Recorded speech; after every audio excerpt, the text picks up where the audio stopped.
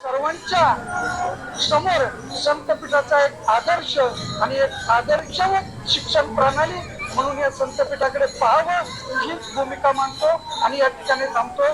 जय जय रामकृष्ण. रामकृष्ण हरी.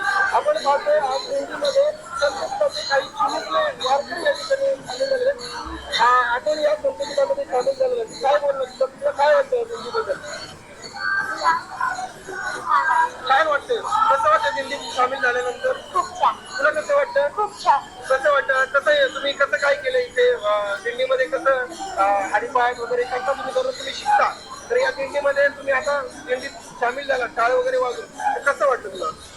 खूप छान आणि खूप आनंद वाटला. तुला कसं वाटतं? एखादा तुम्ही आता संतपीठामध्ये शिकताय तर एखादा अभंग किंवा काय तुम्हाला येतं संतपीठामध्ये? चालेल बरोबर एखादा